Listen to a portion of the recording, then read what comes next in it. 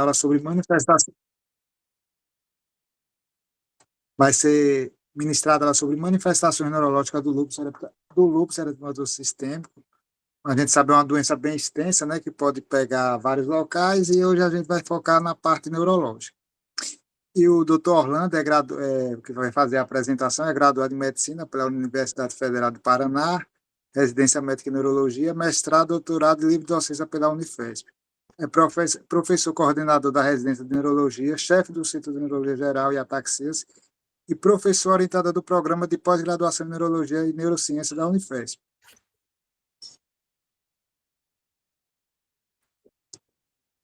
Faltou só dizer ao professor Orlando que ele é muito bem-vindo, que a gente agradece ele e que a palavra é dele, né? Para poder começar a aula. Então, vamos então em frente. Espero que vocês estejam me ouvindo bem. Então, mais uma vez, eu agradeço ao professor Gameleira pela gentileza de ter me convidado mais uma vez para estar aqui no grupo dele, ministrando uma aula. Eu gostaria de dizer, inicialmente, que esse tema aqui não é um tema aleatório para mim. Nós temos na última década, a felicidade lá na Unifesp de ter uma parceria muito grande com a disciplina de reumatologia da Unifesp, o que tem nos proporcionado uma possibilidade de ver esses pacientes, não só como de lúpus, mas de outras doenças reumatológicas, o que nos trouxe, a mim pessoalmente, aos residentes, aos pós-graduandos, uma vivência bastante interessante na avaliação desses pacientes, o que para mim é uma coisa que me agrada muito. Então, mais uma vez, professor Gameleira, obrigado pelo convite, e vamos começar então a apresentação. Eu não tenho nenhum conflito de interesse para essa apresentação, nem para nenhuma outra. E esse vai ser o roteiro da nossa apresentação. Nós vamos fazer uma introdução sobre o assunto e vamos falar sobre as manifestações do sistema nervoso central e do sistema nervoso periférico. Lembrando já de antemão que as manifestações do sistema nervoso central são muito mais comuns do que os do sistema nervoso periférico. Porém, antes de começar a falar propriamente do neurolúpus, é importante algumas lembranças sobre o próprio lúpus, sobre essa doença, que é uma doença inflamatória multissistêmica. Então, essa figura ilustra bem a quantidade de envolvimentos que o lúpus pode dar. Quer dizer, além do envolvimento neurológico que nós vamos comentar durante a aula, lembrar da presença da serosite, das alterações hematológicas, como leucopenia, trombocitopenia, presença da síndrome antifosfolípide, da anemia hemolítica autoimune, alterações de pele, como, por exemplo, presença de alopécia, a presença de doença renal, que está muito associada com a presença de alterações neurológicas. Então, lembrando que o lúpus é uma doença multissistêmica, uma doença grave, que, quando não tratada, é uma doença realmente que traz uma complicação muito grande para os nossos pacientes. Lembrando também um pouco aqui dos critérios para o diagnóstico de lúpus, nós estamos falando aqui dos critérios para o diagnóstico de lúpus, não de neurolúpus. Lembrar que nós temos esse score, que é da EULAR e da Academia Americana de Reumatologia, né, do grupo europeu e do grupo americano, e que é uma pontuação aí que vai de 0 a 51. Então, vocês podem observar aqui, quer dizer, nós temos sintomas constitucionais, hematológicos, neuropsiquiátricos, mucocutâneos, músculo esquelético, renal, e todas essas alterações vão pontuando. Então, a partir do momento que você preencha os critérios aqui apresentados, você tem, então, um diagnóstico de lúpus. E lembrar que o neurolúpus é uma situação bastante comum nesses pacientes. Então, terminada essa breve introdução sobre o lúpus, que eu acredito que a maioria de vocês já conheça, nós vamos, então, para aquilo que a gente chama de neurolúpus. Então, o que eu coloco aqui? O lúpus eritematoso sistêmico é associado a uma série de manifestações neurológicas e psiquiátricas, e coletivamente essas alterações são chamadas de lúpus neuropsiquiátrico. Se a gente pegar a classificação do American College of Rheumatology, nós temos 19 síndromes neuropsiquiátricas, envolvendo tanto o sistema nervoso central quanto o sistema nervoso periférico. E aí existe uma classificação didática que, quando a manifestação neurológica é uma causa direta do lúpus, nós chamamos isso de lúpus neuropsiquiátrico primário. Quando são manifestações secundárias, por exemplo, secundárias ao uso de uma droga, alguma alteração metabólica relacionada ao lúpus, nós chamamos isso de lúpus neuropsiquiátrico secundário. A prevalência estimada de envolvimento neurológico nos pacientes lúpicos durante a sua vida toda, ela é em torno de 20% a 40% dos pacientes. E do ponto de vista fisiopatológico, essa é uma explicação extremamente complexa, ela é heterogênea, provavelmente envolvendo mecanismos autoimunes, vasculares, inflamatórios, que resultam, então, nessas manifestações neurológicas. Uma coisa interessante, então, vocês vão ver nessa tabela, nós temos aqui as manifestações neurológicas do sistema nervoso central, do sistema nervoso periférico e psiquiátricas. Essas 3 primeiras colunas, elas são as 19 síndromes conhecidas.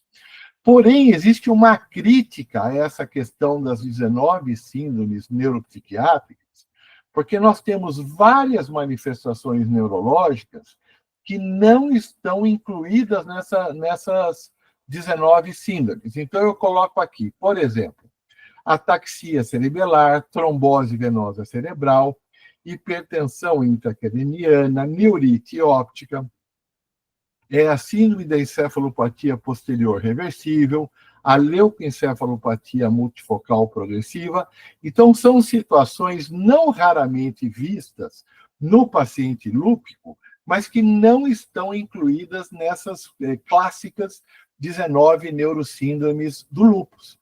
Então, provavelmente, isso já é um artigo de 2024 que comenta isso, talvez em pouco tempo nós tenhamos que rever essa questão de 19 síndromes e incluir manifestações neurológicas que anteriormente não estavam incluídas nas 19 síndromes clássicas. Então, esse é um ponto importante, lembrar que algumas manifestações, que inclusive eu vou mostrar durante a aula, não estão dentro daquilo que a gente classicamente acredita ser manifestação do lúpus.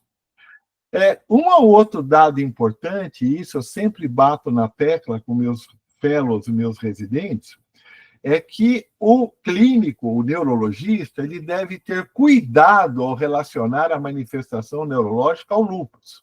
Nem toda manifestação neurológica num paciente lúpico, ela é claramente relacionada ao lúpus. A atividade sistêmica do lúpus pode ajudar, porém ela não é suficiente e nem necessária para o diagnóstico de neurolúpus. Esse é um ponto extremamente importante. Sexo, idade, são situações importantes. Lembrar que manifestações neurológicas são menos comuns no lúpus de início tardio e mais comuns no lúpus de início mais precoce, e que a importância de você realmente identificar se aquela manifestação neurológica é relacionada ao lúpus, qual é a importância? A manifestação neurológica é um sinal de gravidade da doença. E, em sendo um sinal de gravidade da doença, é um dos critérios que a gente usa, por exemplo, para escalonar o tratamento. Então, tomem cuidado, porque um paciente lúpico com manifestação neurológica, ela pode ser primariamente do lúpus, ela pode ser, por exemplo, secundária a alguma droga, então não é uma manifestação direta, ela pode ser causada por uma neuroinfecção. Então, o paciente lúpico é um paciente que denota um cuidado neurológico, semiológico muito grande. Então, cuidado ao atribuir qualquer manifestação neurológica diretamente ao lúpus, e isso é uma coisa que é uma mensagem já dessa aula. Então, vamos começar, saindo então da introdução, das manifestações do sistema nervoso central. Uma coisa que se diz classicamente, que esse é um artigo do nosso grupo, já tem alguns anos esse artigo, mas, em geral, cefaleia e transtorno de humor são duas manifestações consideradas clássicas no neurolúpus. Porém, o que acontece? Apesar de cefaleia e transtorno do humor serem consideradas manifestações comuns, estudos mais recentes mostram que a prevalência de cefaleia, por exemplo, no lúpus, não é diferente da população geral. Então, isso é muito importante. Uma outra coisa que eu gostaria de chamar a atenção é da presença dos anticorpos. Então, nós temos vários anticorpos, por exemplo, a anticardiolipina, o anticoagulante lúpico, a beta-2-glicoproteína, o anti-P, o anti-NMDA, a aquaporina. Então, a concomitância da presença do lúpus com esses anticorpos específicos, eles podem aumentar a chance, por exemplo, de se ter uma manifestação neurológica nesses casos. Então, isso é importante, principalmente aí os anticorpos antifosfolípidos são importantes. Lembrar que o anti-P, como está aqui nessa tabela, por exemplo, está muito relacionado à psicose, e o anti-NMDA, que a gente atribui muito a relação dele com, por exemplo, encefalopatias autoimunes, a presença do anti-NMDA pode também estar relacionada a declínio cognitivo em pacientes que têm o lúpus neuropsiquiátrico ou neurolúpus. Então, a presença dos anticorpos, e especificamente de cada anticorpo, ele está, em geral, associada a uma chance maior de uma síndrome neurológica. A cognição, a disfunção cognitiva é uma queixa muito comum dos pacientes.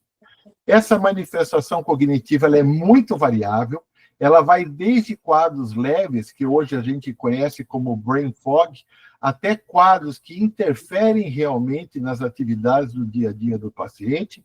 E quais seriam os fatores de risco para o envolvimento cognitivo relacionado ao lúpus? Seria a presença dos anticorpos antifosfolípidos. Eu acho que tem alguém com o microfone aberto. Presença dos anticorpos antifosfolípidos, o uso de corticoides, diabetes, baixa escolaridade, presença de atrofia cortical, alterações vasculares e de substância branca.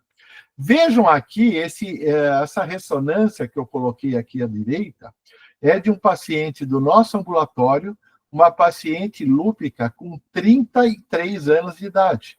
E vocês já observam que ela tem uma atrofia já cortical, é uma sequência aí de ressonância, um T1, ela já tem uma atrofia cortical. Então, não raramente, esses pacientes têm envolvimento cognitivo, e alguns autores acreditam, sim, que a presença do lúpus eritematoso sistêmico, uma doença inflamatória, ele seria um fator de risco para o desenvolvimento de um quadro cognitivo mais importante, configurando muitas vezes, numa avaliação neuropsicológica, o envolvimento de múltiplos domínios, configurando, então, um quadro demencial. Então, levem a sério essa questão das queixas cognitivas, que realmente isso pode ser um indicativo de uma manifestação da doença do neurolúpus. Aqui fica uma dica também, quer dizer, dicas práticas. Olha só, nós temos, em geral, o que a gente faz no dia a dia, ou é o mini exame do estado mental, ou é o MoCA. Na verdade, o mini exame do estado mental, ele tem baixa sensibilidade para a detecção de disfunção cognitiva no lúpus. Ao passo que o MoCA, a sensibilidade chega a 83%. Então, Na suspeita de um paciente que tenha disfunção cognitiva em neurolúpus, a escala preferencial para ser aplicada nesse paciente é o MoCA e não o mini-exame de estado mental. Aqui nessa tabela à direita, nós tivemos uma pós-graduanda que estudou neurolúpus, a Helena Alessi, e ela fez, na verdade, uma avaliação cognitiva em mais de 100 pacientes com neurolúpus, e aqui nessa tabela, ela faz uma proposta de uma bateria neuropsicológica para avaliação dos pacientes com lúpus. Eu tenho certeza que depois o professor Gameleira vai disponibilizar essa aula, e vocês podem, então, ter a ideia de quais testes a Helena Alessi propôs na sua tese de doutorado para avaliação neurocognitiva de pacientes com lúpus. Então, fica a dica, principalmente para os mais jovens, que a sensibilidade do mini-mental é baixa na detecção de alterações cognitivas nesses pacientes, então a avaliação ela deve ser mais ampla. Essa é a tese de doutorado da Helena Alessi. Vocês viram que nesse estudo, nós imaginávamos que pacientes com lúpus e disfunção cognitiva, eles tivessem alteração do BDNF. Para quem não lembra o que é o BDNF, é o fator neurotrófico derivado aí do cérebro, é uma neurotrofina muito comum no sistema nervoso central, particularmente na região do hipocampo. Vejam, a Helena avaliou 111 pacientes com lúpus e disfunção cognitiva, mas, curiosamente, para nós, não houve uma associação clara entre os níveis de BDNF no sangue e disfunção cognitiva nos pacientes com neurolúpus, mostrando provavelmente que a disfunção cognitiva relacionada ao lúpus é uma coisa muito mais ampla e que envolve outras alterações que talvez ainda, infelizmente, não sejam totalmente compreendidas. Mas foi um artigo muito interessante, publicado aí na Clinical Rheumatology, e foi a tese, então, da nossa neuropsicóloga à época, um projeto, inclusive, FAPESP, para estudar BDNF em disfunção cognitiva. Vê que é um estudo publicado, mas com resultado negativo. Passando, então, da disfunção cognitiva para o AVC, lembrar que os pacientes com lúpus, eles têm um risco aumentado de AVC em comparação com a população normal. É um estado hiperinflamatório, então todo estado hiperinflamatório, eles têm, os pacientes, uma tendência maior por exemplo, desenvolver aterosclerose mais precoce do que pacientes que não têm lúpus. Então, eles são pacientes de maior risco.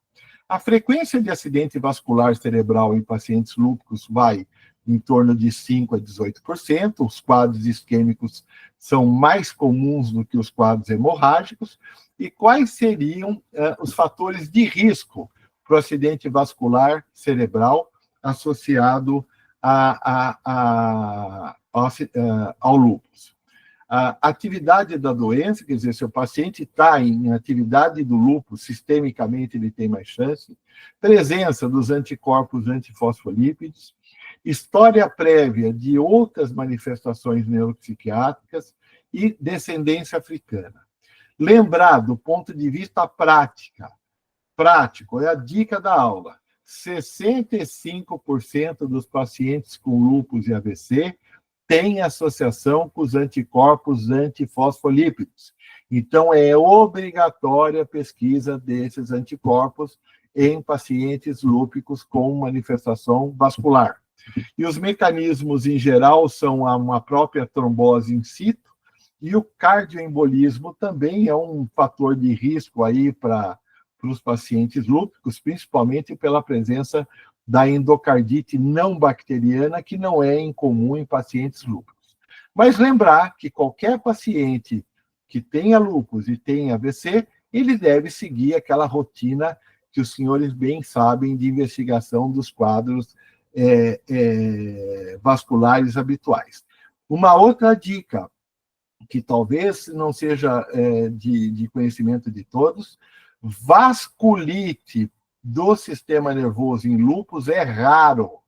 Diferentemente do que se imagina, existe vasculite por lúpus? Sim, mas a vasculite por lúpus é uma manifestação mais rara do que se imagina. Então, tem que se ter o cuidado para uma alteração vascular não se atribuir logicamente ou claramente ou inicialmente a um quadro de vasculite. Tenham cuidado em relação a esse tipo de associação. Esse é um artigo também que nós publicamos na Lupus já faz um tempo, é uma publicação em conjunto com a reumatologia, onde nós fizemos uma revisão de manifestações neurológicas da síndrome do anticorpo antifosfolípide. E só para lembrar aqui para os mais jovens, eu tenho certeza que boa parte dos senhores que estão assistindo essa aula já conhecem isso muito bem, lembrar que nós precisamos ter aí a presença do anticorpo anticardiolipina e ou anti-beta-2 glicoproteína 1 e ou o lúpus, o anticoagulante lúpico, ele tem que estar positivo em 2 ou mais ocasiões, com intervalo de 12 semanas entre um exame e outro. Então, não basta uma amostra, uma positividade isolada. Eles têm que estar positivos em pelo menos 2 ocasiões, com intervalo de 12 semanas entre um e outro. Então, aqui na tabela direita estão aí os critérios revisados aí da síndrome do anticorpo antifosfolípide. Então, depois eu posso aí passar para vocês, quem ainda não viu essa tabelinha, vale a pena para que o diagnóstico seja feito de uma forma bem correta. Psicose, depressão e ansiedade. Tem uma revisão sistemática que mostrou assim que os sintomas depressivos e ansiedade eles estão presentes em 17 a 75% dos pacientes. E olha que interessante, a depressão e ansiedade, em geral, está associado sim à atividade da doença, ou a altas doses de esteroides e presença de mielopatia. E quais são os anticorpos que mais se associam à presença de depressão e ansiedade? O anticorpo anti-PEI e o anti-NMDA. A psicose do lúpus, que é uma coisa bem clássica, muito comentada, inclusive em aulas, ela aparece em poucos pacientes, em 1,5% dos pacientes. Isso nas últimas estatísticas. Porém, ela pode ser o sintoma inicial, em alguns casos, e olha que interessante, em pacientes com psicose, em geral, a ressonância de crânio ela é normal, porém, o líquor pode ser alterado, às vezes com pleiocitose, aumento de proteínas e raras vezes com presença de bandas oligoclonais. Então, o que isso diz para nós? Que a psicose associada ao lúpus, ela pode ser, sim, uma manifestação de atividade da doença. O líquor é inflamatório. O que a gente toma como lição desses dados? Todo paciente lúpico que se apresenta no nosso ambulatório, ele merece sempre uma ressonância de crânio e um líquor. Porque o que eu disse mais uma vez? Se é uma manifestação neurológica, que o líquor é inflamado, é um sinal de gravidade da doença, e muitas vezes nós temos que escalonar, aumentar aí a eficácia da terapia desse paciente. Então, vejam só a importância que tem o neurologista nesses casos. Você vai decidir se o reumatologista vai escalonar ou não o tratamento. Como desatar esse nó? Eu coloquei aqui esse slide porque é a relação que hoje todo mundo já sabe, eu coloquei aqui o que nós já sabemos ou achamos que sabemos da relação entre o lúpus e as doenças desmelinizantes. Nós sabemos que existe um overlap entre os anticorpos anti-aquaporina e as doenças reumatológicas. É só lembrar, meus caros, que lúpus, Sjögren e artrite reumatoide podem causar um quadro do tipo NMO, quer dizer, neuromielite óptica. Então, às vezes, você vai saber se é uma manifestação do lúpus ou é um overlap com uma outra doença, como a antiaquaporina, quer dizer. E aí eu acredito interessante, gente. Um estudo mostrou, por exemplo, que pacientes com NMO, não estou falando de lúpus, com neuromielite óptica associada à aquaporina, eles podem ter positividade do anti-RO e anti-LA até em 16%. A associação com anti-MOG ela é menos frequente. A associação com a aquaporina é muito mais frequente. E aí, como é que a gente vai desatar esse tal desse nó? Exemplos na prática neurológica diária. Um paciente com lúpus tem, por exemplo, um quadro de uma mielite extensa. Aí a pergunta é do lúpus ou é uma associação com antiaquaporina ou com MOG? Aí, quando a gente fala em mielites e lúpus, nós temos dois padrões reconhecidos. Nós temos uma mielite com envolvimento maior da substância branca. Em geral, esses pacientes têm espacidade e hiperreflexia. E este quadro ele pode estar associado à aquaporina 4. Nós temos uma mielite com envolvimento maior da substância cinzenta. Ao invés de ter espacidade e hiperreflexia, nós temos o quê? Paralisia flácida e sintomas sistêmicos. Aí, esse quadro, em geral, é mais associado ao MOG. Mas lembrar que o anti-MOG tem uma associação menor com lúpus. Então, qual é a recomendação dos dias de hoje?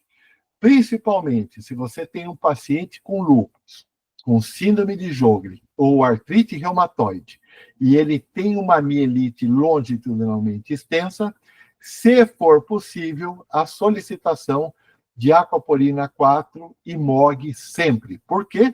Porque muda o tratamento desses pacientes.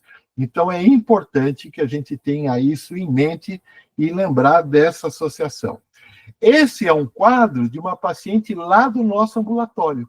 Essa paciente tinha um quadro claramente já diagnosticado pela reumatologia de lúpus, e ela fez uma mielite extensa com envolvimento da área postrema. Olha aqui. A imagem está clara. E, na verdade, o que era essa paciente? Ela era uma paciente lúpica, fez um quadro de uma mielite extensa e ela era positiva para a aquaporina. Então, não esqueçam dessa associação. Eu acho que essa é uma das dicas mais importantes dessa apresentação. E eu gostaria muito que vocês tivessem isso em mente. Então, mielite extensa, paciente lúpico, pedir aquaporina. Para não dizer que eu estou mentindo, olha esse estudo publicado agora em 2025, é uma casuística da Escola de Medicina da Johns Hopkins, onde eles mostram, olha o título do artigo, é a mielite lúpica revisitada. E eles mostram aqui, eu coloco aqui embaixo, que aproximadamente metade das mielites aí causadas por doenças reumatológicas, e principalmente o lúpus, na metade desses casos, os pacientes eram positivos para aquaporina e uma porcentagem menor para o MOGAD. Então, vejam, agora virou uma obrigação. Metade dos casos da Johns Hopkins com diagnóstico de lúpus, mielite extensa, na verdade, eles eram aquaporina ou MOGAD. Mas eu coloquei aqui uma imagem que é de uma mielite relacionada ao lúpus mesmo. E olhem que interessante. Esse quadro é de uma mielite lúpica em paciente que tem anticorpo antifosfolípide. E aí a gente observa na difusão que esse paciente tem restrição aqui no quadro, na medula. Relacionando, logicamente, o quadro de lúpus associado à síndrome do anticorpo antifosfolípide e dando, então, um quadro medular, curiosamente, com restrição à difusão na própria medula. Então, nessa situação, a restrição ajuda a realmente correlacionar, então, a presença da mielite a realmente uma manifestação do lúpus. Então, estejam atentos, esse artigo agora de 2025, A casuística bem grande, de um serviço enorme, dos mais importantes dos Estados Unidos, que vai ao encontro daquilo que nós estamos comentando com os senhores. Epilepsia e PRES, eu sei que epilepsia é uma coisa aí de interesse, por exemplo, do professor Gameleira. As crises generalizadas ou focais, elas estão presentes aí até em 35% dos pacientes, e os mecanismos desencadeadores de crise, elas são muito diversos. Elas podem estar, por exemplo, associadas a drogas, a manifestação própria do próprio lúpus, elas podem ser secundárias a uma neuroinfecção. Então, a investigação de epilepsia em pacientes com lúpus nunca é muito simples. E olha que interessante, o PRES, que eu mostrei para vocês lá atrás, que não está associado às 19 neurosíndromes, as síndromes neuropsiquiátricas do lúpus, ela pode ocorrer também nos pacientes com lúpus. Então, o PRES, que é um quadro clínico, para mim, quem não conhece, ela é basicamente um quadro encefalopático associado a crises convulsivas. Ela pode estar presente até 1,8% dos pacientes, e ela pode ser, como eu já comentei, uma complicação direta do lúpus, ou secundária à presença de doença renal ou uso de imunossupressores. Aí fica aquela dica que eu também comentei lá atrás. Todo paciente lúpico com envolvimento renal, ele tem uma chance maior de manifestações neurológicas e denota também a manifestação renal uma gravidade da doença. Então, existe uma relação entre presença de alteração renal e manifestação neurológica. Então, fiquem atentos a essa associação, que ela não é tão infrequente, pelo menos naquilo que nós temos observado no nosso ambulatório. Movimentos anormais. Movimentos anormais são consideradas manifestações raras. A coreia parece ser o movimento mais comum. Existe, como a maioria de vocês já sabem, também uma associação com anticorpos antifosfolípidos. Além da mioclonia, estão relatados além da coreia, desculpa, estão relacionados também à presença do lúpus, a mioclonia, distonia e parkinsonismo. Você fala parkinsonismo? Que coisa estranha. E a fisiopatologia, em geral, são lesões dos núcleos da base e alterações vasculares. Principalmente em pacientes mais jovens, que têm, por exemplo, um lúpus juvenil, a presença de coreia, um diagnóstico diferencial muito importante é a coreia de Siedler, e nós temos que estar atentos a isso. Agora, vejam esse caso que interessante. É um paciente na sua faixa dos 18 anos de idade, que chegou na neurologia lá da Escola Paulista com um quadro subagudo de uma... Eu quero que vocês vejam o vídeo primeiro. Olhem a marcha desse paciente.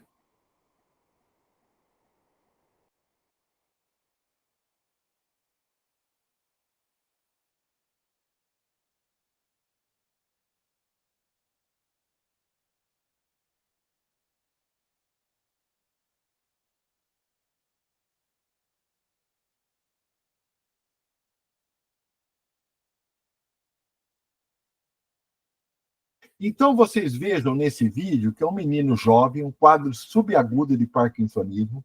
Vocês viram uma marcha em pequenos passos, uma festinação. E aí ele tinha uma alteração aqui de substância branca na ressonância magnética. O SPECT com Trodate que nós realizamos mostrava uma diminuição de captação, só que esse menino, esse rapaz, ele tinha um quadro de um parkinsonismo de início subagudo, associado, por exemplo, a alterações renais, a alterações hematológicas, a alterações de pele. Então, ele foi avaliado pela reumatologia, que fechou, então, um quadro de lúpus para esse paciente, um lúpus juvenil com manifestação de parkinsonismo. Olha aqui esse outro vídeo. A bradicinesia bilateral.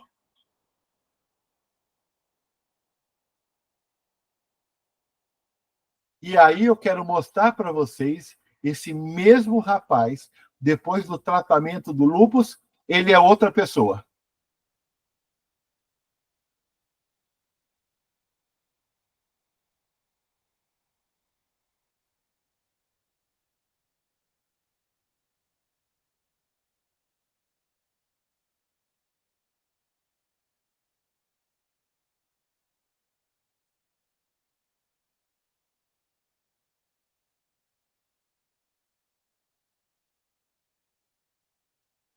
Então, aqui nós mostramos uma apresentação atípica, né, que é um parkinsonismo agudo reversível, como primeira manifestação do lúpus desse paciente. Lembram aqui dessa imagem? Será que essa imagem é um achado atípico? Isso já foi descrito? Aí nós achamos um outro caso, por exemplo, de leucoencefalopatia difusa num quadro de parkinsonismo subagudo como manifestação manifestação inicial do lúpus eritematoso sistêmico. Então, vejam só a importância de consultar literatura, de estudar os casos, que, na verdade, essa alteração de imagem, que depois desapareceu, ela era já um sinal de alguma coisa muito errada. Então, fiquem com a ideia que, apesar de coreia ser a manifestação de distúrbio de movimento mais comum em pacientes lúpicos, mioclonia, inclusive parkinsonismo, também pode aparecer nesses quadros, e fiquem atentos, principalmente a parkinsonismos em pacientes jovens de início precoce. Olha, outro caso lá do nosso ambulatório, que é um edema cerebral maligno relacionado ao lúpus eritematoso sistêmico. Essa é uma paciente de 46 anos de idade, ela teve uma dor de cabeça de início mais subagudo, rebaixamento de consciência, a pressão do líquor de abertura estava em 35, ela tinha alterações de substância branca e edema, ela não tinha, foi feita uma artéria, ela não tem sinal de vasculite, e edema cerebral maligno é uma manifestação rara e atípica em pacientes lúpicos. E lembrar, por exemplo, edema cerebral maligno não está lá nas 19 síndromes. Então, cuidado, porque algumas manifestações atípicas, elas podem aparecer em pacientes que têm neurolúpus. Aqui uma coisa que eu gosto muito de chamar a atenção, eu tenho me dedicado aí a tentar, eu confesso que eu ainda acho que eu estou engatinhando ainda nesses assuntos, mas é a relação entre doenças reumatológicas e erros inatos da imunidade. O que são erros inatos da imunidade? São doenças imunológicas caracterizadas por presença de desregulação imune, predisposição à infecção, neoplasias, e, em geral, são associadas a alterações, mutações de genes específicos, e são doenças que envolvem tanto o sistema imune inato quanto adaptativo. E olha que loucura, pessoal, quando você usa o sequenciamento de última geração, essa International Union of Immunological Societies, ela relaciona 485 distúrbios relacionados com erros inatos da imunidade. E por que isso é importante para o neurologista? Porque muitas delas dão manifestação neurológica. E para não matar vocês de tédio, eu trouxe uma aqui que eu acho muito interessante. São as doenças relacionadas ao TREX1. Então, as doenças relacionadas ao TREX1, ela inclui doenças imunes e inflamatórias. E olha que interessante, ela pode ter vários fenótipos, mas ela pode ter, por exemplo, se manifestar como a AGS, que é a síndrome de Aicardi-Goutieres. Ela pode ser uma causa genética de lúpus e lúpus cutâneo familiar. Então, existe lúpus genético, entre aspas? Sim. A mutação relacionada ao TREX1 é uma mutação que pode causar um lúpus de causa genética. E olha que interessante para nós neurologistas. Essa mesma mutação heterozigótica, ela causa uma vasculopatia reutiniana, leucoencefalopatia e manifestações sistêmicas.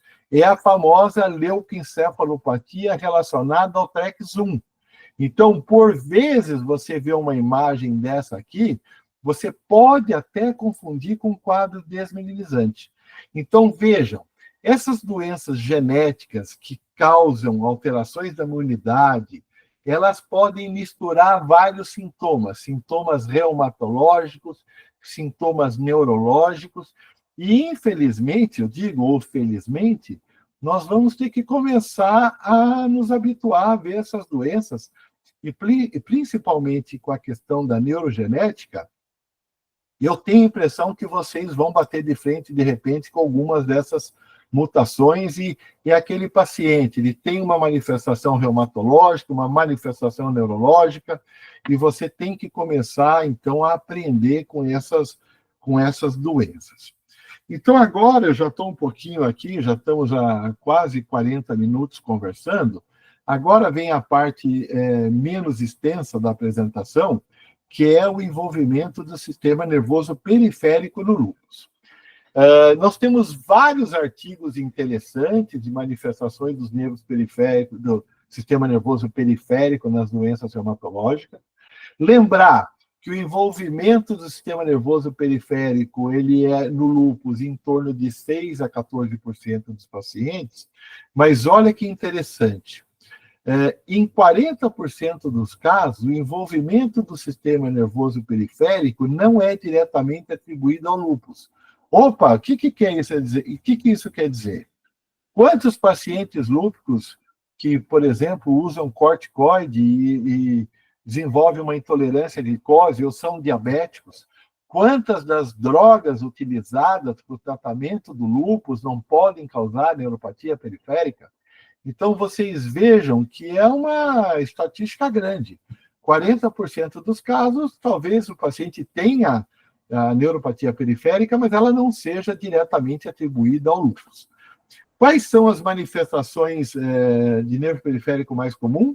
As mais comuns são a polineuro sensitivo motor axonal e as de predomínio sensitivo, né, que são as duas mais comuns, seguido, então, pela neuropatia de fibras finas. A fisiopatologia dessa neuropatia, quando atribuída diretamente ao lúpus, ela é sempre meio incerta.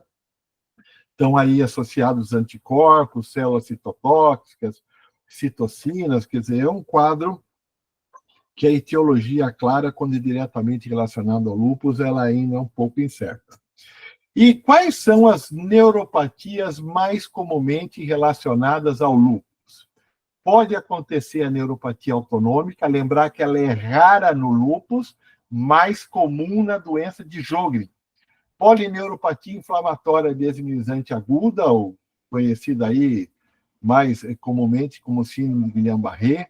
Pode ser uma polineuroinflamatória desminimizante, um PDIC. Pode ter neuropatia vasculítica, também associada ao lúpus, mas ela é menos comum. Os pacientes podem ter mononeuro múltipla, plexopatia. Então, vejam, as manifestações são as mais diversas, mas lembrando, mais uma vez, que as mais comuns são a polineurosensitivo motor axonal e aquelas de predomínio sensitivo. Essa tabelinha, eu acho que vocês têm que ter em mente, principalmente os mais jovens. Quando a gente fala em manifestações neurológicas com causas reumatológicas e autoimunes, quando a gente fala nas neuronopatias sensitivas, nós temos que pensar, estou falando não só em reumatológicas, mas autoimunes. Neuronopatia sensitiva, pensar em Sjögren, quadros Paranel, o lúpus, AR e hepatite autoimune. Ao passo que a mononeurite múltipla, ela se relaciona mais comumente às vasculites ANCAs, a GPA e a GEPA, por exemplo, a poliarterite nodosa, as crioglobulinopatias, ao lúpus, o Sjögren, a artrite reumatoide, a neurosarcoidose. Então, vocês podem ver que o lúpus pode estar nos dois grupos, mas os grupos se diferem um pouco em relação às principais formas etiológicas dessas duas apresentações neurológicas. Eu coloquei um pouco aqui de neuropatia de fibra fina, só para lembrar um pouco, que é um dos encaminhamentos mais comuns que os reumatologistas fazem para os neurologistas. Às vezes, os próprios reumatologistas falam, eu acho que é uma neuropatia de fibras finas, o paciente tem o lúpus, e eu queria saber se essa neuropatia está relacionada ao lúpus ou não. Só para lembrar um pouco, eu sei que a gente tem gente mais jovem que vai assistir essa aula, a gente fala aí em neuropatia de fibras finas, é um subtipo de neuropatia caracterizada pelo envolvimento seletivo de fibras sensitivas amielínicas ou pouco mielinizadas. Nós temos as manifestações chamadas de positivas negativas, com dor, prurido, disestesias. Nós temos, em geral, sintomas sensitivos e autonômicos. É uma complicação, principalmente para o neurologista em geral, porque o exame neurológico pode ser próximo do normal, a eletroneuromiografia pode ser normal, hoje já existem técnicas que você talvez detecte isso, mas as eletroneuromiografia de rotina que você pede nos laboratórios, dificilmente eles mostram alguma coisa, e lembrar, claro, da importância da biópsia de pele, que é o padrão ouro, talvez, para o diagnóstico, que mostra aí uma alteração da densidade de fibras intraepidérmicas. Então, quando a gente fala aí em neuropatias de fibras finas, nós vamos falar em doenças metabólicas nutricionais, em doenças infecciosas, em amiloidose, em doenças autoimunes, em drogas, em toxinas, formas hereditárias, mas vejam, nas causas autoimunes, o lúpus eritematoso sistêmico está lá. Então, eu coloquei isso porque eu acho curioso que é um pedido de interconsulta ou de avaliação muito comum por parte ou dos reumatologistas ou dos clínicos para esse tipo de avaliação. Lembrar que os pacientes podem ter sintomas dolorosos, desconforto, e inicialmente são mais comuns distalmente nos pés, que os sintomas podem ser muito incomuns, como, por exemplo, o envolvimento do tronco, da face, do couro cabeludo, inclusive da língua. Mas vejam aqui um dado importante. Eu recomendo, meus caros, a leitura desse artigo aqui, que é Neuropatia Periférica em Doenças Reumatológicas. É um artigo escrito pelos nossos colegas da Unicamp, um artigo muito bom. Mas olha que interessante esse dado aqui. A gente está falando muito de lúpus, mas em até 30% dos pacientes com neuropatia de fibras finas, a doença mais comum não é lúpus, é Sjögren. Então, fiquem atentos para isso. E aí, vejam só, o lúpus mesmo, a neuropatia de fibras finas, está em torno de 3% dos casos. Então, o que eu deixo aqui? Quando você vê uma doença reumatológica com neuropatia de fibras finas, Sjögren disparadamente é a doença mais comum, seguido pelo lúpus eritematoso sistêmico e depois pela artrite reumatoide. E lembrando que eu não vou entrar nesse mérito, acho que não é aqui o mote da minha aula, que a dificuldade que se tem para tratar esses pacientes, então, com neuropatia de fibras finas associadas às doenças reumatológicas. Eu não, de forma proposital, eu acho que discutir aqui o tratamento do lúpus, do neurolúpus, é uma aula à parte, é uma coisa muito complexa. Lembrar que, em geral, as decisões terapêuticas elas não são feitas exclusivamente pelo neurologista, isso é uma decisão feita em conjunto entre a reumatologia, a neurologia, e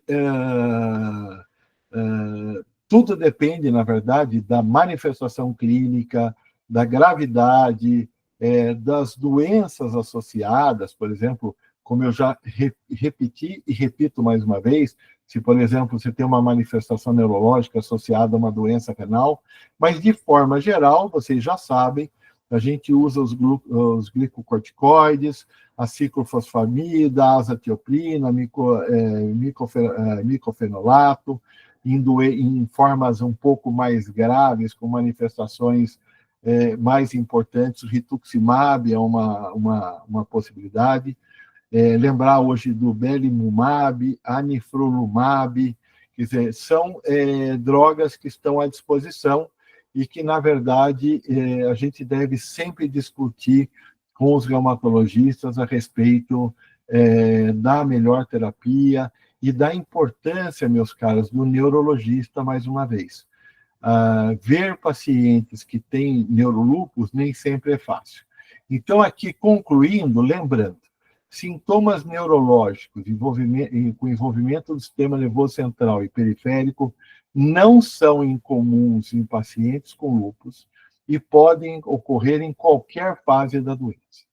O envolvimento do sistema nervoso central é mais comum do que o sistema nervoso periférico e, em geral, com manifestações mais graves. Necessidade de excluir outros diagnósticos associados antes de se atribuir a manifestação neurológica ao lúpus. E essa, meu caro, é claramente uma doença de abordagem multidisciplinar. Nem o reumatologista trabalha sozinho, nem o neurologista trabalha sozinho. E, mais uma vez, eu bato sempre nessa tecla, antes de sermos bons neurologistas, a gente tem que tentar ser bons clínicos, quer dizer, a importância da clínica médica na nossa prática como neurologistas. Então, essa é uma parte do meu grupo lá na Escola Paulista. Só para vocês conhecerem, o Zé Luiz não preciso nem apresentar, logicamente. Aqui está o Fabiano e a Mariana, que são as duas pessoas que mais trabalham com doenças reumatológicas. O Vitor, o Tonholo, o Pedro Freiman, que também vai ficar com a gente agora no ambulatório. Então, eu encerro a minha apresentação, fico à disposição para perguntas. Eu tenho certeza que eu já conversei de temas aqui que vocês já sabem, mas eu acho que o aprendizado, a repetição faz parte do aprendizado. Então, eu espero ter repetido algumas coisas que vocês já saibam, para que isso fique incrustado no cérebro de todo mundo. Muito obrigado, e mais uma vez, obrigado pela oportunidade de estar aqui com vocês. Obrigado, Orlando. Aula maravilhosa, realmente. Ela foi no ponto nevrálgico, realmente, onde precisava ir. Darlan, você podia começar aí a coordenar? Como é que você está aí? Posso. Não, é uma boa aula, excelente aula, um tema muito importante, né? Sobre o neurolúpus, porque é um diagnóstico diferencial para várias doenças, né? E às vezes fica aquela dúvida. E o principal que eu achei assim importante foi que nem sempre é lúpus, né? O paciente com lúpus, você não já dá o diagnóstico neurológico se baseando na doença de base, né? Ver os diagnósticos diferencial, principalmente o MOGAD e o Aquaporina e o MOG, né? aquaporina, que é o diagnóstico mais comum, né? Assim que a pessoa pensa. Sim, o Orlando queria comentar, mas depois que o Orlando fizer o comentário... Não vou comentar nada. Acho que o doutor Paulo André acho que queria fazer algum comentário. Isso, o Paulo André, isso mesmo. Bom, boa noite, meus amigos. Eu queria agradecer, em primeiro lugar, a aula do professor Orlando, espetacular, como sempre, e os seus alunos lá na Unifesp são privilegiados, assim como nós, seus amigos, de ter uma aula desse quilate. Mas duas coisas me elicitaram uma memória lá do tempo da graduação, de 40 anos atrás, da pós-graduação, na residência, como a gente interagia. Nós éramos chamados também, como o senhor mesmo trabalha interativamente com a reumatologia, pela psiquiatria. E aí nos colocavam numa sinuca de bico, assim. O doutor Orlando certamente deve ter vivenciado situações como essa, de que, assim, qual é o viés, professor? Está me ouvindo? Estou ouvindo perfeitamente. Do tratamento já instituído, num caso, por exemplo, de psicose. Então, assim, o paciente, eu me lembro que uma parte das especialidades pretendiam aumentar o tratamento do paciente, intensificar o tratamento, inclusive com pulso, enquanto que o outro temia um agravamento do quadro cognitivo e neuropsiquiátrico não é?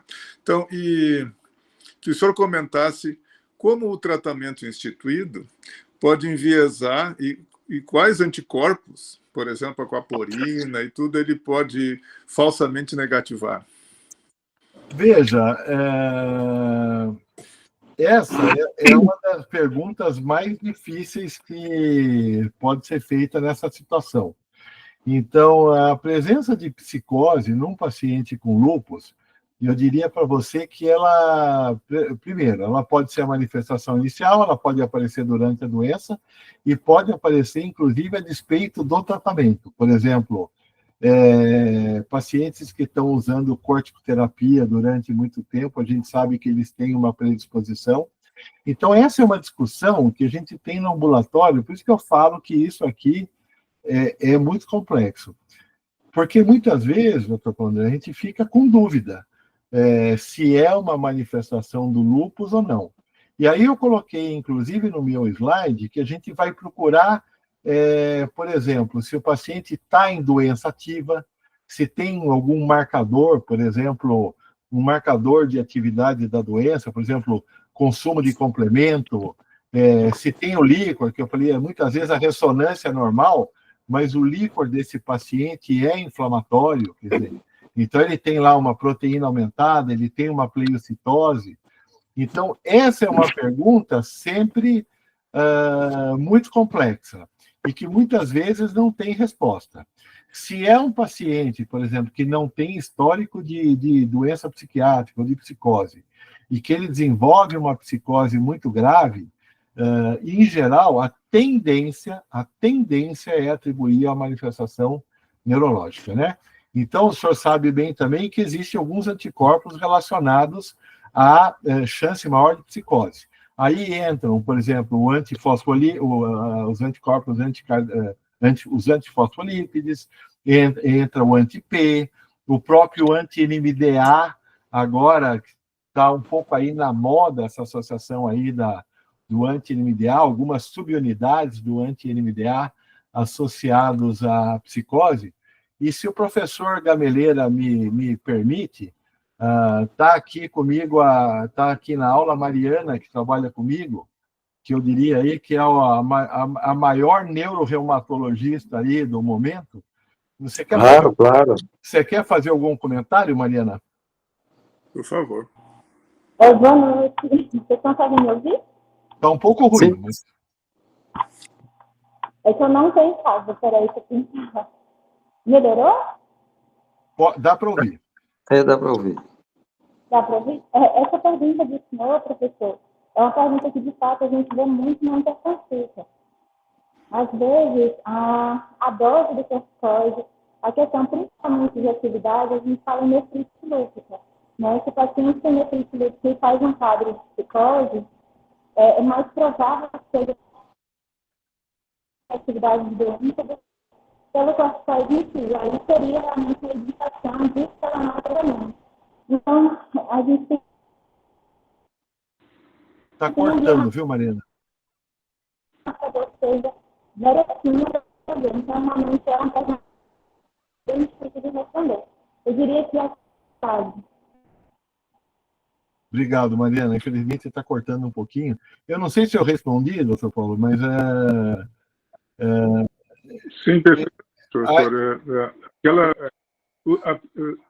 Gostaria que os senhores me usassem assim, quais das pesquisas de anticorpos podem ficar enviesadas pelo tratamento, inclusive pelos tratamentos modernos, atuais, se alguma coisa fica prejudicada. Sempre fica. Se você usar, por exemplo, rituximab, você às vezes vai ter uma positividade menor de alguns anticorpos, não todos eles.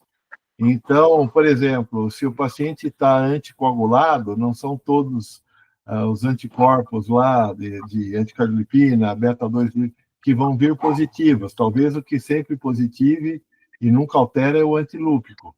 Mas o tratamento, ele sempre interfere um pouco na interpretação dos resultados.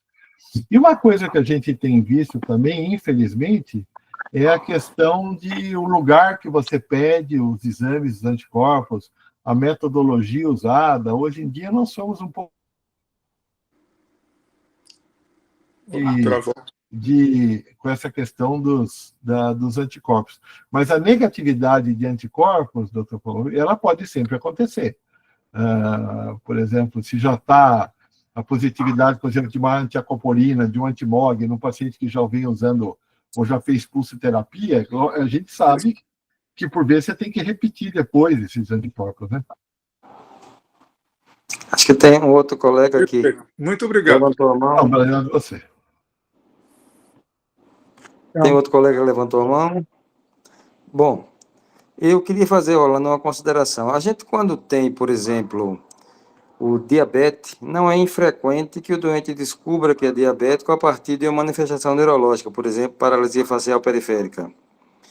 Qual é o percentual dos pacientes com lúpus que abrem o quadro com manifestação neurológica? Veja, eu acho que essa resposta certa a gente não tem, doutor Camilleira. Não tem.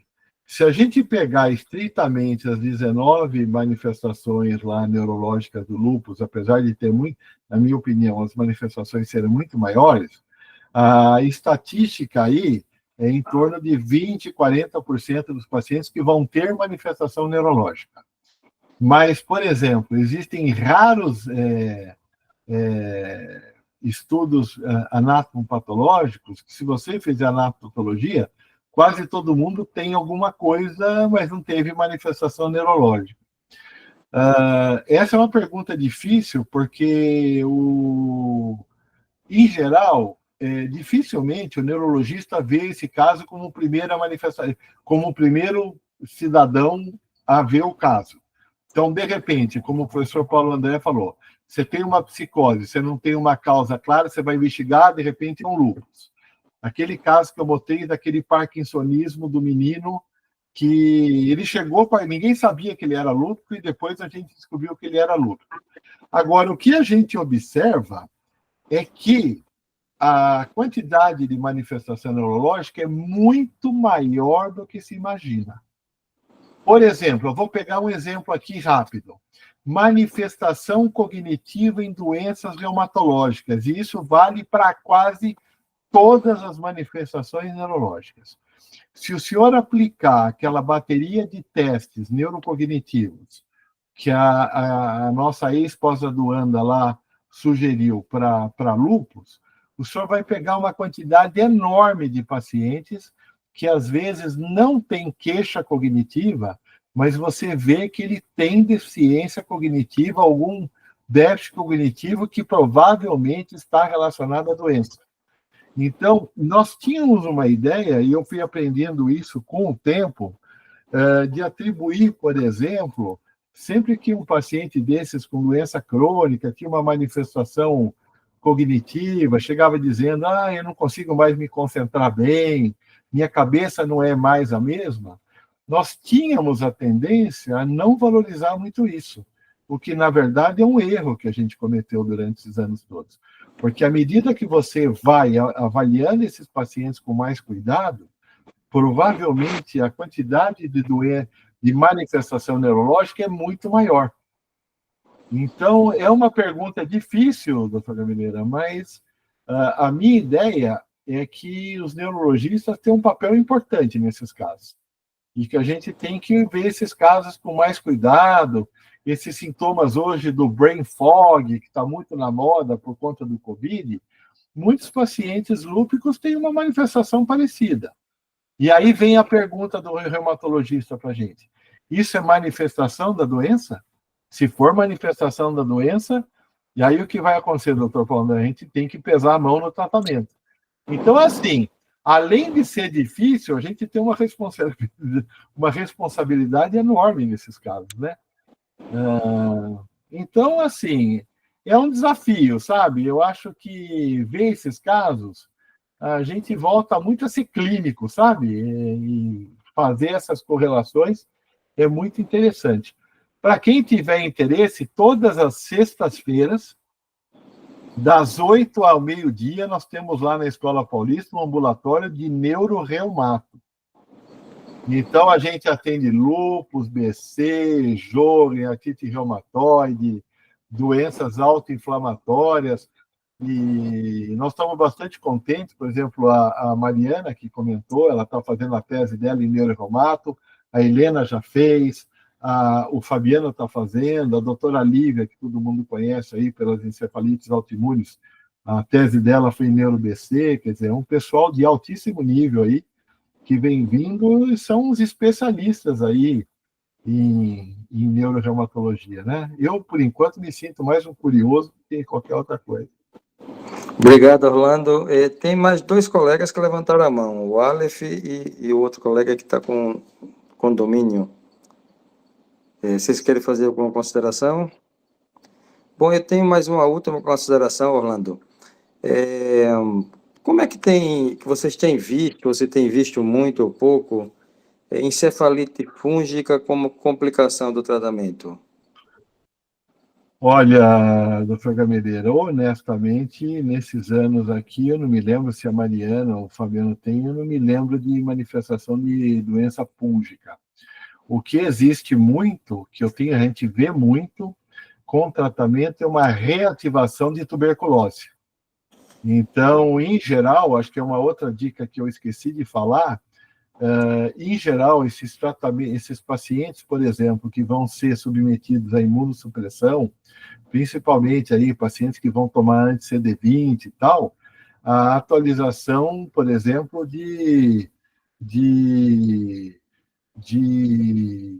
da carteira de vacinação desses pacientes. A gente esquece de fazer isso. E aí a Mariana me mandou aqui que na interconsulta nos últimos anos a gente não viu nenhuma. Mas reativação de TB e neuro-TB a gente já viu alguns casos, inclusive. E aí, então, vira aquele caos todo, né? Que aí tem que parar o tratamento, tratar a TB. Aí, depois de quanto tempo que trata a TB, você pode voltar com o imunossupressor. Então, isso é uma loucura para a gente, mas é interessante. Obrigado, Mariana, por a sua contribuição também. Orlando, muito obrigado. Eu não tenho mais nenhuma consideração a fazer. Não sei se algum colega quer fazer mais algum comentário.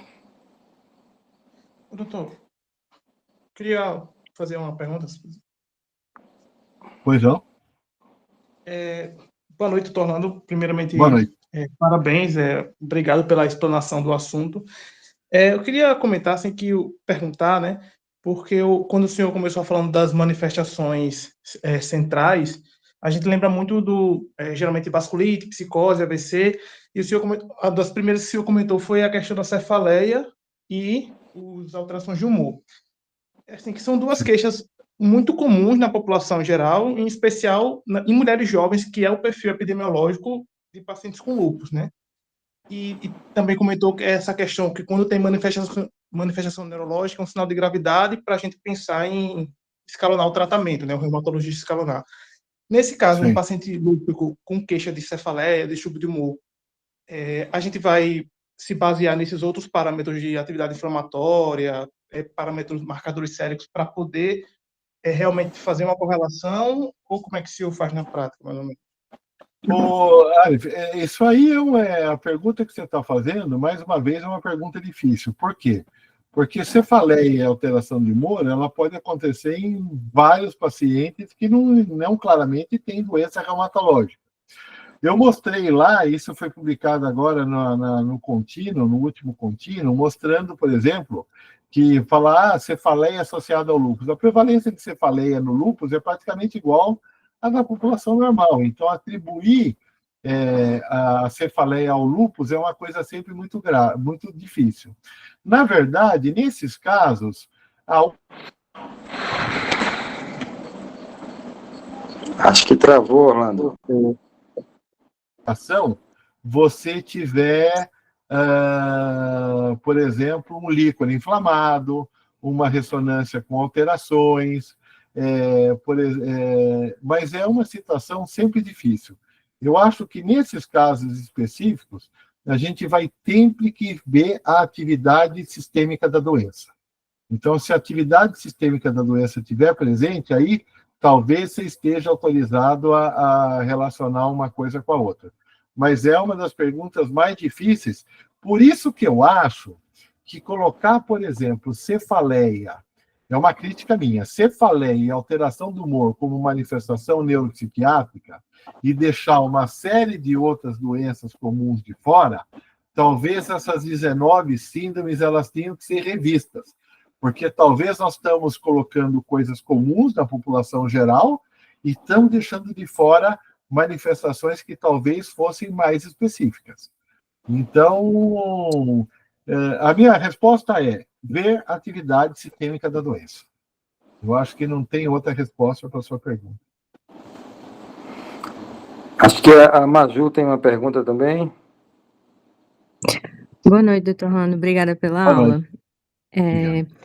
Minha pergunta é em relação à questão das encefalopatias autoimunes, né? O senhor falou que quando alguns dos pacientes que apresentam a queixa de declínio cognitivo, pode ter associação também com o anticorpo anti-NMDA. E aí eu queria saber se, nesse caso, seria a presença do anticorpo como parte da síndrome do neurolúpus, ou se seria, na verdade, um overlap entre as encefalites autoimunes e se tem algum dado estatístico, por exemplo, de associação com encefalites autoimunes por outros anticorpos também. Entendi. Veja, você tem, em geral, isso tem um estudo chinês que mostra que as encefalopatias autoimunes, elas podem, numa certa proporção, eu não me lembro exatamente qual, estar associada a outras doenças autoimunes. Por exemplo, a tireoidite, ao próprio lúpus, ele tem um ator sistêmico e tal. Para fazer um diagnóstico de encefalopatia autoimune associado ao lúpus, na verdade, você teria que ter a positividade desses anticorpos, tanto no sangue periférico quanto no sistema nervoso central. Então, eu não sei se a Mariana tem essa estatística aí mais recente, não é uma associação comum, porém ela não é impossível de acontecer. Em geral, para ter encefalopatia autoimune, em geral, o que a gente vai procurar é o painel de encefalopatias autoimunes, a positividade do anticorpo no sangue e no líquor. A gente está falando aqui exclusivamente de anti-NMDA, mas existe a possibilidade de positividade de outros anticorpos que não sejam particularmente o anti-NMDA. Então, mais uma vez, é uma pergunta difícil. Eu acho que o quadro clínico tem que ser visto no contexto adequado. Lembrar que existem critérios para pensar em encefalopatia autoimune, quer dizer, a gente tem que seguir aqueles critérios de forma rigorosa, mas, sim, existe associações. E aqui a Mariana também colocou uma coisa que ela comenta sempre no ambulatório, até vou ler, que, em geral, as subunidades do receptor NMDA são diferentes das subunidades da encefalite autoimune. Inclusive, na primeira tabela, Mariana, bem lembrado, eu coloquei lá anti-NMDA e coloquei o NR2. A subunidade do anticorpo anti-NMDA associado à encefalopatia autoimune é o NR1, ao passo que o associado ao neurolúpus é o NR2. Então, apesar de ser o anticorpo anti-NMDA, as subunidades do anti-NMDA são diferentes num no outro. Mas, assim, é muito bonito quando consegue fazer tudo isso, né? Então, é uma pergunta difícil, mas dá para tentar diferenciar essas duas entidades, sim. Eu acho que tem mais uma pergunta. É do Giovanni. Doutor Glauco. Parabéns pela aula, como todos já estão parabenizando. Em relação aos transtornos cognitivos, né, dos pacientes que apresentam essas características do lúpus, né, desenvolvimento durante a vida. Eu li recentemente que a memantina ela não tinha um bom resultado nesses pacientes. Na sua prática clínica, o que o senhor costuma usar? Em geral, no ambulatório, a gente não tem o hábito, isso também já foi lido mais de uma vez, a gente sabe que anticolinesterase não tem função. Talvez aí os antiglutamatérgicos, como a memantina, que você comentou, talvez tivesse algum efeito, mas se o paciente vem apresentando de forma progressiva declínio cognitivo associado claramente ao lúpus, a ideia é aumentar a imunossupressão. Quer dizer, diminuir o processo inflamatório, que seria talvez a única alternativa mais real de diminuir a questão cognitiva desses pacientes.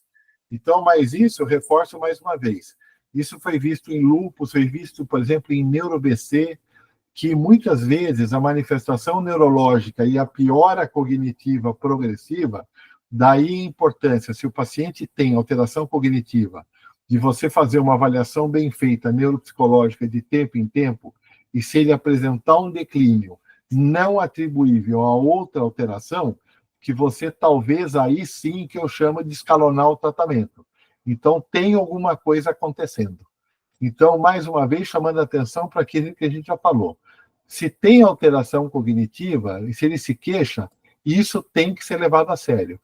Faça uma avaliação neurocognitiva e, periodicamente, faça. Se não há outro motivo para alteração e, progressivamente, esse paciente vem piorando, talvez o que vá mudar o desfecho desse paciente é melhorar a imunossupressão e não dar memantina. Mas a memantina, realmente, você tem razão. Habitualmente, a gente não tem usado porque a gente acha que a evidência é muito fraca para prescrever isso para os pacientes. Muito obrigado, professor. Obrigado. Alguém tem mais alguma outra consideração a fazer?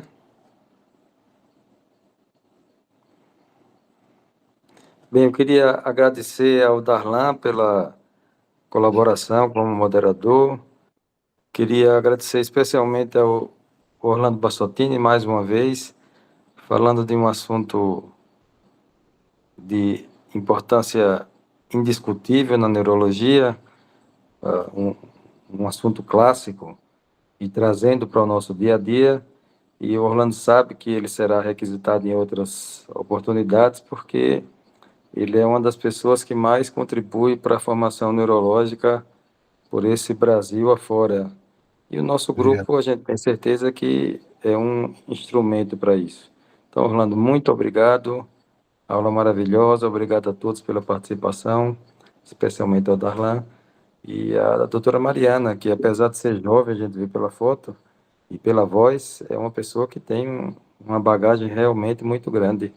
Muito obrigado, Mariana. Obrigado, professor Gameleira. Queria dizer que é um privilégio estar aqui falando de um assunto meio espinhoso, onde, na verdade, às vezes a gente tem mais dúvida do que certeza, mas eu acho que isso é muito bacana. E me coloco à disposição aí para futuramente. Eu já falei aqui de doença hematológica, já falei aqui de doença gastrointestinal, estou falando de lúpus. A próxima a gente inventa mais alguma doença sistêmica. Claro. Porque apesar de ser muito, assim, é um exagero, pelo amor de Deus, ser aí conhecido pela ataxia, pela neurogenética, o que eu gosto realmente, fazendo aqui, confessando, são manifestações manifestações neurológicas de doenças sistêmicas. Esse é o meu assunto, é neurologia geral mesmo, né? Então, apresentar aqui para mim não é um trabalho, é uma oportunidade. Então, eu agradeço ao senhor, agradeço a presença do nosso ilustre PA, né? O Paulo André, quer dizer, é uma honra sempre para mim. A honra é minha. E se algum dos seus residentes um dia quiser conhecer lá o nosso setor, e conhecer lá, tirar um pouco de medo de ver neuroreumatologia, porque dá um pouquinho de medo no início, se eles quiserem, o ambulatório está à disposição de todos vocês. Muito obrigado, pessoal. Boa noite a todos. Obrigado, boa noite. Boa noite, obrigado. Muito obrigado. Boa noite.